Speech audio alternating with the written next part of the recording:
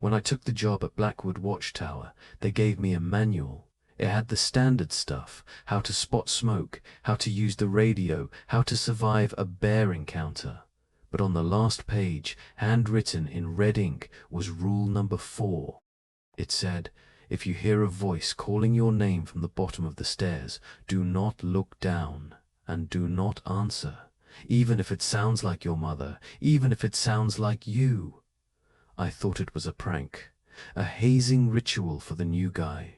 Tonight, on my 3rd night shift, I realized it wasn't a joke. Being a fire lookout is the loneliest job in the world.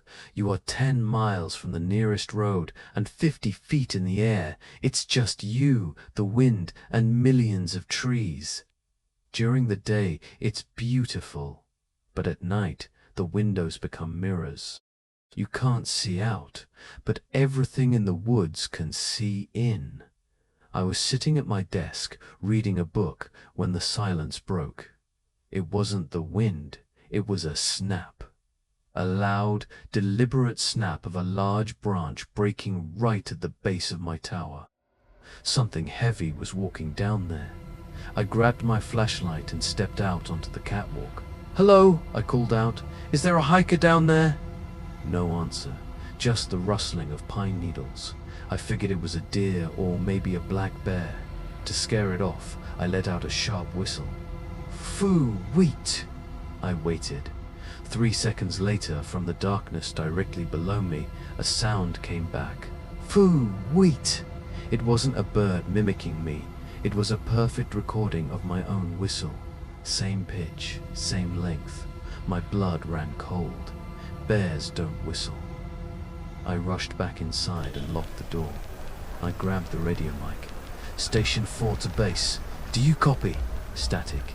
"Base, this is Jack. I have a prowler at the base of the tower. Over." The radio crackled.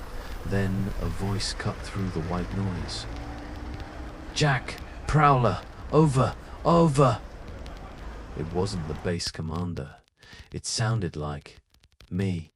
It was my own voice, repeating what I had just said, but distorted, like it was being played back on a slow tape recorder. "Base, this is Jack," the voice on the radio mocked me. "I see you. I dropped the mic." I turned the radio off. The silence returned, but then a new sound started. Creak. The first step of the stairs. My tower is 50 feet high. There are 60 wooden steps leading up to the catwalk. Creak, thud.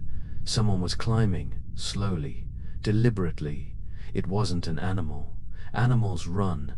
This thing was taking heavy, rhythmic steps. I grabbed the flare gun from the emergency kit. It was the only weapon I had. I aimed it at the door. Creak. It was halfway up. The footsteps stopped at the top landing. Right outside the door. I held my breath. I waited for the doorknob to turn. Instead, a face pressed against the glass of the window. I screamed and fell back. The face was mine. It had my hair, my beard, my eyes. But the expression was wrong. It was smiling. A smile that was too wide for a human skull. It stretched from ear to ear, showing too many teeth.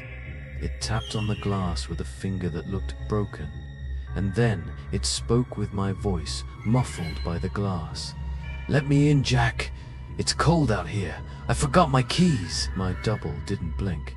It just stared at me with those rectangular, goat-like pupils. Then it pulled its head back and slammed it forward. Thud. The reinforced glass vibrated. "Let me in, Jack," it whispered. Thud. It wasn't using its hands. It was using its face. Blood, dark and thick, started to smear on the glass where its forehead hit. But the smile didn't waver. A spiderweb crack appeared in the center of the pane. It wasn't feeling pain. It was just a shell trying to break into the meat inside. It was going to break through. The glass bowed inward. I didn't wait for it to shatter. I raised the flare gun with both hands. "Get away from me!" I screamed. I pulled the trigger. Pop! Whoosh! The magnesium flare punched through the cracking glass and hit the thing point blank in the chest. It didn't scream like a human. It made a sound like a dying elk. A guttural, wet screech. The impact knocked it backward off the railing. It fell 50 feet into the darkness below, trailing red sparks and smoke. Silence returned. But I knew that fall didn't kill it. I rushed to the broken window and looked down. Nothing. Just the burning flare sizzling in the wet grass below. Where was it? Then I felt a vibration in my boots. Scritch! Scritch! It was directly under me. It hadn't hit the ground and died. It had caught the crossbeams. It had climbed back up the structural legs of the tower. Now, it was clinging to the underside of the cabin floor like a spider. Snap! A floorboard near the rug buckled. A grey, long claw punched through the wood. It was coming up from below. I couldn't use the trapdoor. That's where it expected me to go. I grabbed my climbing rope from the emergency locker. I tied one end to the heavy iron wood stove and threw the coil out the broken window. The floorboards behind me were splintering. The thing was tearing its way in. "Come on, Jack," I whispered to myself. I clipped my carabiner and climbed out the window into the freezing wind. As I lowered myself down the side of the tower, I looked through the glass one last time. The floor erupted. The mimic burst into the cabin, thrashing and shrieking, looking for me. I kicked off the wall and slid down into the dark. My boots hit the dirt. My legs were shaking, but I didn't stop. I unclipped the rope and ran toward the tree line. The truck was parked a mile down the fire road. If I could get to the truck, I could leave. I looked back up at the tower. The cabin was dark, but I saw a silhouette standing in the broken window. It was watching me run. It didn't chase me immediately. It let out a sound, a whistle. "Foo! Wheat!" And then, from the woods ahead of me, from the direction of my truck, another whistle answered. "Foo! Wheat!" There wasn't just one. I hit the trail running. The mile to the truck usually takes me 20 minutes. Tonight, I was trying to do it in 5, but the woods weren't silent. As soon as I left the clearing of the tower, the sounds started. To my left, a baby crying. To my right, a woman laughing hysterically. Behind me, the sound of a chainsaw revving. They were throwing everything at me. A library of stolen sounds. They wanted me to stop, to look, to investigate. "Don't look," I chanted to myself. "Just run. It's just noise. It's just noise." I skidded to a halt. My flashlight beam swept across a cluster of white birch trees. One of the trees breathed. I shined the light back. It wasn't a tree. It was one of them. It was standing perfectly still, its pale, elongated body pressed against the white bark. Its arms were held up straight to mimic branches. If I hadn't stopped, I would have run right into its arms. It realized I saw it. It slowly lowered its branches. Its mouth opened, and the sound of my own heavy breathing came out. I scrambled off the trail, tearing through the thorny underbrush to go around it. I burst into a small clearing and froze. Standing in the middle of the woods, with her back to me, was a woman. She was wearing a blue floral dress, my mother's dress, the one she was buried in 10 years ago. "Jack," she sobbed, "my leg is broken. Help me." The voice was perfect.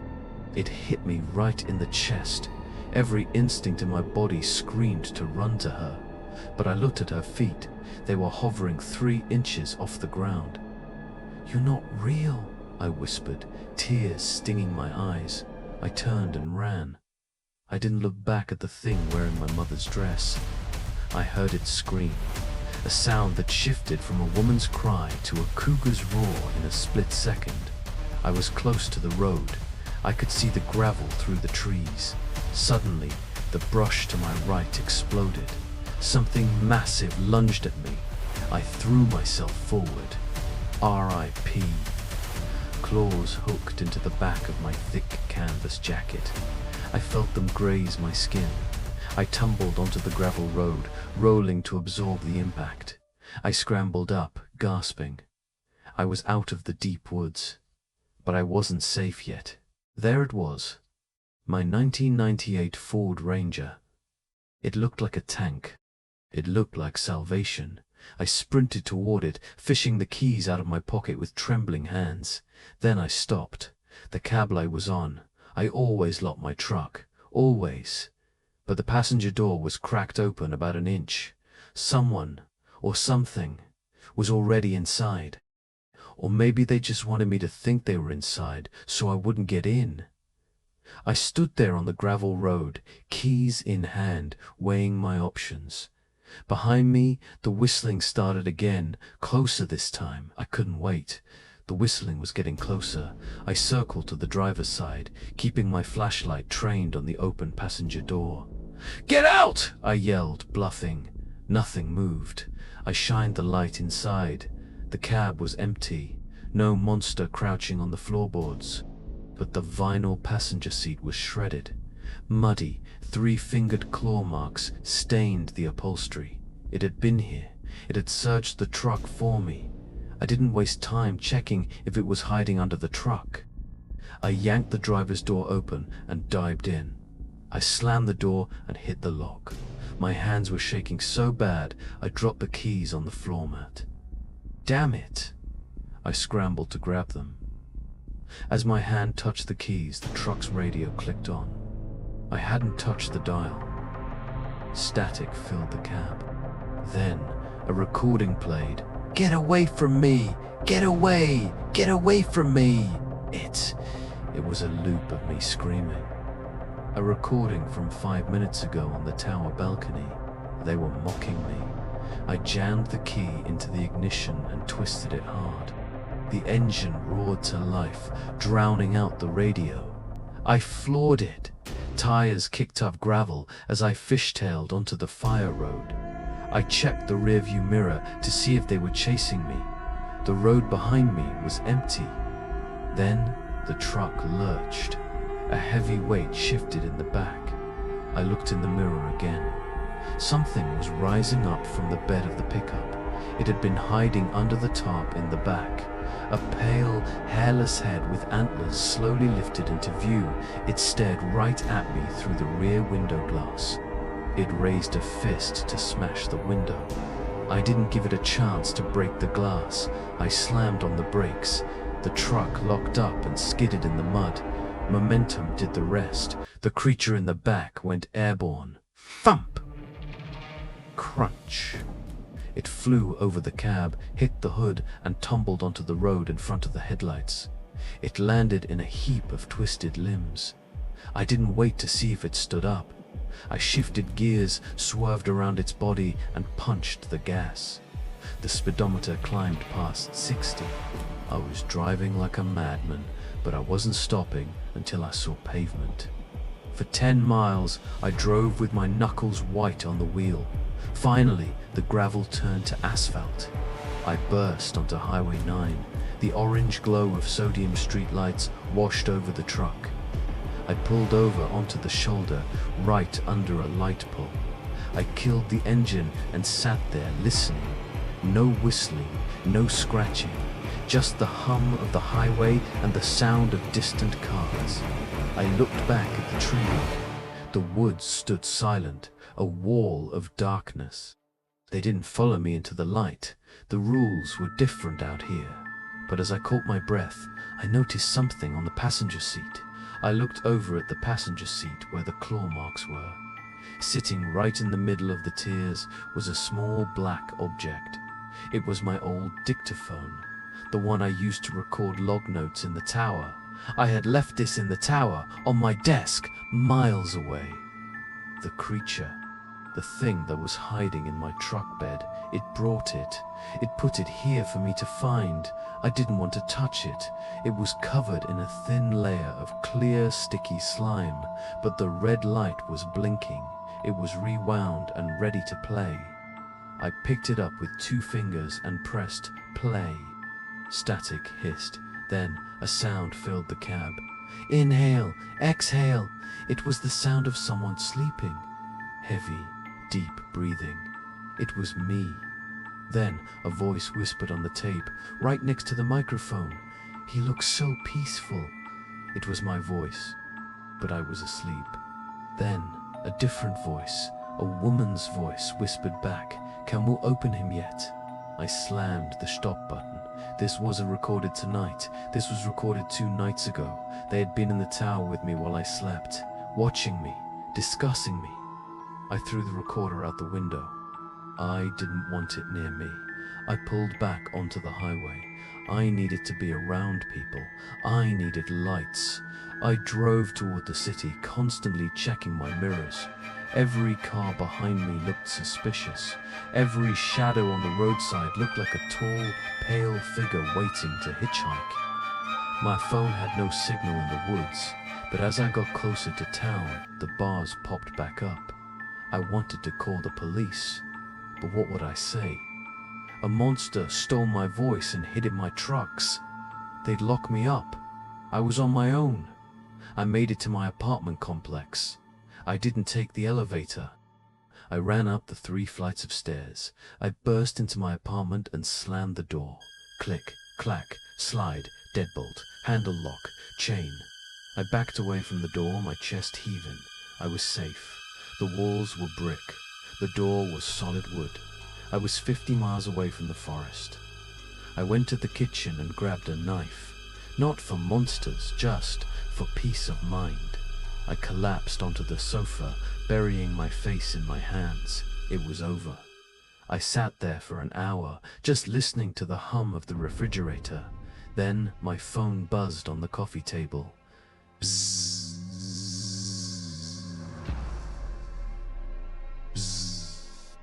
I reached for it, expecting it to be my boss asking why I abandoned my post. I looked at the screen. Incoming call, Jack Mobile. My blood froze. It was my own number calling me. But my phone was in my hand. I declined the call.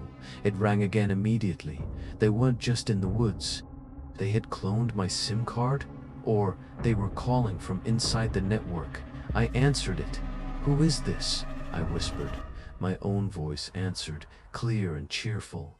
"Hey Jack, I'm outside. Let me in." I dropped the phone and ran to the window. I peeled back the curtain just an inch. My apartment is on the 3rd floor. It faces the street. Down there, standing directly under the sodium streetlight, was a man. He was wearing a tan park ranger uniform. My uniform. It was TheMimic. It had shapeshifted again. It wasn't hiding. It was standing with its arms at its sides, looking straight up. It knew exactly which window was mine. It waved, a slow, stiff, mechanical wave. I pulled the curtain shut and backed away. How did it travel 50 miles that fast? Unless it didn't travel, unless it became the signal. The street was quiet. Then the intercom on my wall buzzed. BZZT. I didn't answer. BZZT. It rang again. Then it stopped. I let out a breath. Maybe it gave up. But then I heard a faint buzz from the apartment next door. BZZZ. Then the one across the hall. BZZZT. It wasn't giving up. It was pressing every button on the lobby panel downstairs. It was fishing. It just needed one person, one unsuspecting neighbor to buzz it in. I pressed my ear against my front door. I heard Mrs. Higgins in 3A open her door. She's 80 years old. She's lonely. I heard her voice in the hallway. "Hello, who is it?" Then I heard the voice from the lobby speaker downstairs. It echoed up the stairwell. It was my voice, cheerful and polite. "Hey, Mrs. Higgins, it's Jack from 3B. I lost my keys. Can you buzz me in?" No. I wanted to scream, "Don't do it!" But I was frozen. If I opened my door, I exposed myself. "Oh, Jack!" Mrs. Higgins chirped. "You silly boy!" Of course. Buzz, z, z, z, z. The sound of the heavy magnetic lock on the lobby door releasing echoed through the building. The front door opened. It was inside. Mrs. Higgins went back into her apartment, locking her door. She thought she had done a good deed. The building went silent. Then the footsteps started. Thud, thud, thud, thud. Heavy work boots on concrete stairs. It wasn't running. It was taking its time. It was savoring the fact that the barrier was gone. First floor, second floor. I backed away from my door, gripping the kitchen knife. My hands were sweating so much I could barely hold the handle. It reached the third floor landing. The footsteps stopped. I watched the gap at the bottom of my door. A shadow blocked the hallway light. It was standing right there. I waited for it to smash the door down. I waited for the rage. Instead, a knock, knock, knock, knock, knock. Shave and a haircut. 2 bits. It was a playful, rhythmic knock, the kind you use for a friend. Then my own voice spoke from the other side of the wood, calm and terrifyingly close. "Jack, open up. I brought the groceries." It sounded so real, so normal. If I hadn't seen the thing in the woods, I would have opened the door without thinking. I couldn't help myself. I had to see it close up. I stepped silently to the door and put my eye to the peephole. The hallway was yellow and distorted by the fisheye lens. Standing there was me. It had fixed its uniform. It had combed its hair. It looked perfect. But then it did something strange. It wasn't looking at the peephole. It was looking at the brass number 3Bs on the door. It tilted its head sharply to the left, then to the right, twitching like a robin listening for a worm. It was practicing human movement, rehearsing. Then its eyes snapped directly to the peephole. It knew I was watching. I pulled back from the door just as the handle started to turn. Ah! The creature continued to rotate the knob. I heard the brass mechanisms inside grinding. The metal faceplate started to warp. It wasn't using a key, it was using raw torque. "Let me in, Jack," it said again, its voice muffled by the wood. I forgot to water the plants. It was saying random phrases it had learned from my memories. Things I used to say. It didn't understand the context, it just knew these words belonged to this apartment. The handle snapped. It hung loosely from the door, but the deadbolt and the chain held. Silence for 10 seconds. Then the facade dropped. The nice, polite Jack voice vanished. A low, guttural sound vibrated through the wood. It sounded like stones grinding together. "Open the meat!" It wasn't mimicking anymore. It was demanding. It slammed its body against the door. Way. A. A. A. A.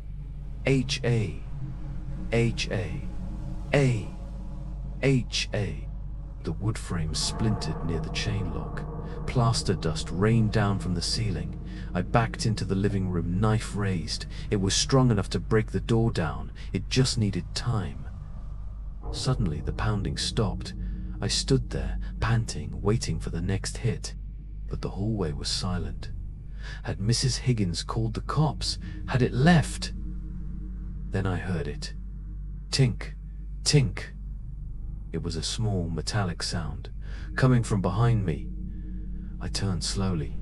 The sound was coming from the bathroom. I walked to the doorway and looked up. My apartment building has an old central air system. Large metal ducts connect all the units. The vent cover high on the wall rattled. Something was in the ductwork, something that could squeeze its body through a 12-inch pipe. I stepped onto the toilet lid to get a closer look. The vent cover was held in place by 4 screws. I watched in horror as the top left screw began to turn. Squeak! Squeak! It was unscrewing from the inside. Through the slats of the grate, I saw movement. Pale, wet skin pressed against the metal. It didn't have a screwdriver. It had reshaped its fingernail into a flathead tip. It was modifying its own body to disassemble my apartment. "No!" I yelled. I grabbed a towel from the rack and jammed it into the vent, trying to block the view. A hiss came from the duct. "Found you!" The first screw fell. Clink. It bounced on the tile floor. The vent cover hung loose on one corner. I didn't have a drill. I didn't have a weapon. I grabbed the heavy wooden shelf from above the sink, sweeping the toiletries off it. I jammed the wood against the vent, bracing it with my shoulder. "You're not coming in!" I yelled. The thing inside hissed. It pushed back. It was incredibly strong. I felt the metal grate bending against my shoulder. It felt like a hydraulic press was trying to open the hole. I pushed back with everything I had, my boots slipping on the porcelain lid of the toilet. I was holding the vent shut, but the slats were still open. Suddenly, a finger shot through the gap. It didn't look human. It was too long, and it had too many knuckles. It moved like a worm made of bone. It lashed out and wrapped around my wrist. The grip was ice cold and wet. I screamed and slashed at it with the kitchen knife I was still holding. Slice. The blade cut deep. No blood came out. Instead, a thick black tar oozed from the wound. The creature shrieked, a sound that echoed metallically inside the ductwork, and yanked its limb back into the darkness. I fell back off the toilet, gasping for air. The black tar on my knife was bubbling, dissolving the steel blade. The vent was quiet. Then, I heard it moving. Scrape, thump, thump, slide. It was crawling away. It moved through the ductwork like a snake. I tracked the sound across the ceiling. It went over the bathroom, over the kitchen, and toward the utility closet where the breaker box is. It wasn't leaving. It was strategizing. "What are you doing?" I whispered. It knew it couldn't fight me in the light, so it was going to change the battlefield. The overhead lights flickered. Buzz, dim, buzz. Then, a loud pop exploded from the utility closet. The smell of ozone and burnt wire filled the air. The apartment went pitch black. The hum of the refrigerator died. The streetlights outside cast long, eerie shadows through the window blinds. It had chewed through the main power line. I was blind. My heart hammered against my ribs. I knew my apartment layout by heart, but in the dark, every chair looked like a monster. I fumbled in my pocket for my phone. "Flashlight, come on!" I tapped the screen. The LED light flared to life. It was a single, harsh beam of white light in a sea of black. I swept the light across the living room. Sofa, clear. Kitchen counter, clear. Front door, still locked. But the vent cover in the living room ceiling, the big intake vent, was swinging open. It had dropped down. It was inside the room with me. I held my breath, listening. From the corner of the room, behind the TV stand, I heard a voice. My voice. "Marco," it whispered playfully. It wanted me to say polo. It wanted to play hide and seek in the dark. I didn't answer polo. I stood perfectly still near the kitchen island. I swept my light across the room again. Nothing. Then the beam hit the 60-inch TV mounted on the wall. The black screen acted like a mirror. I saw my own reflection, terrified, holding the phone. And I saw it. Crouched behind the sofa just 5 feet away from me was TheMimic. Its pale head was peeking over the cushions. Its eyes were glowing in the reflection of the flashlight. It wasn't hiding. It was waiting for me to turn my back. I spun around, slashing the air with my knife. "Get back!" The sofa was empty. It moved faster than a human, faster than an animal. I backed up until I hit the kitchen counter.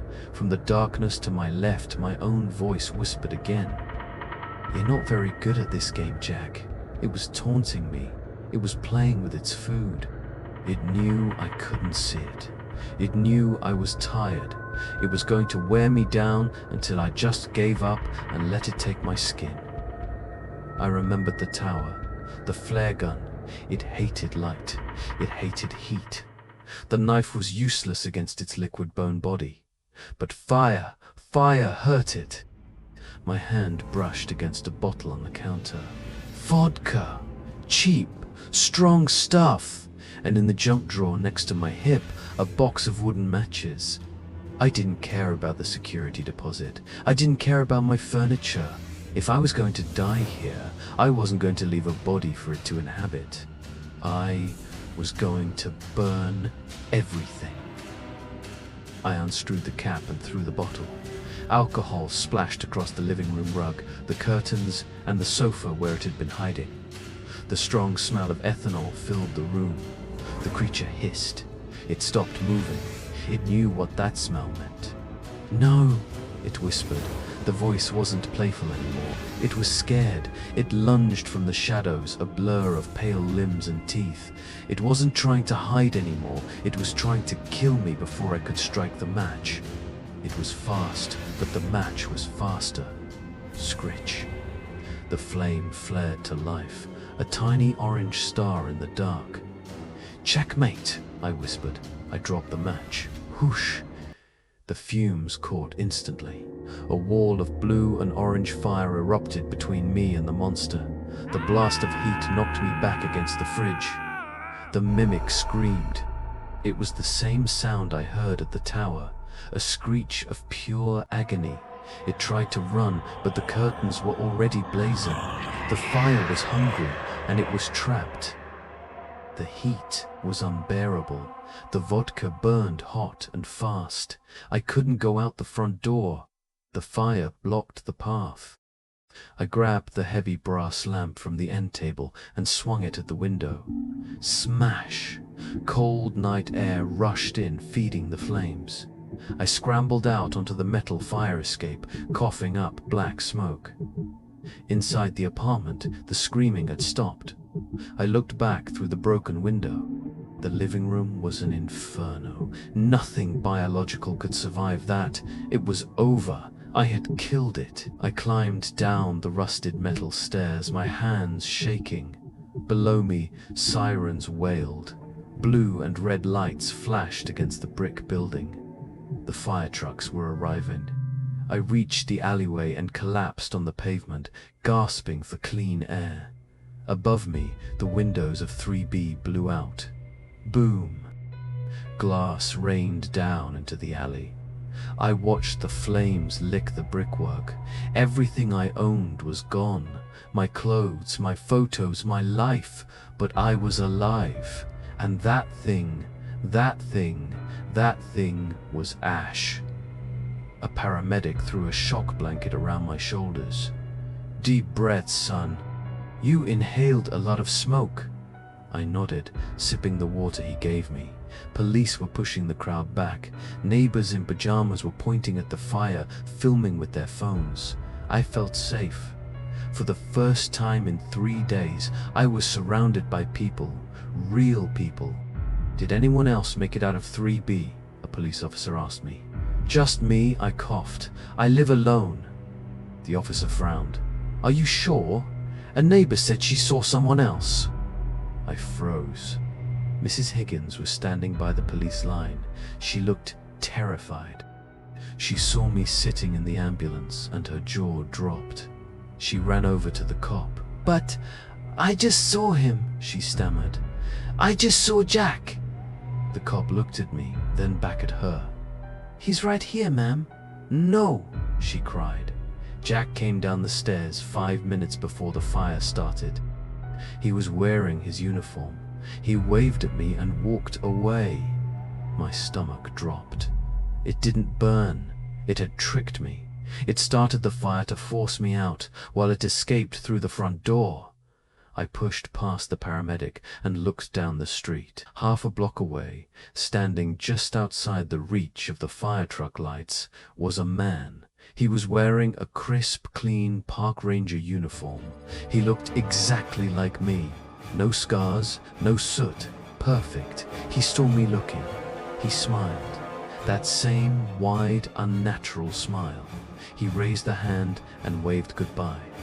Then he turned and walked casually into the city night. He had my face, he had my voice, and now he had my life, and I was just the crazy guy who burned down his apartment. The end.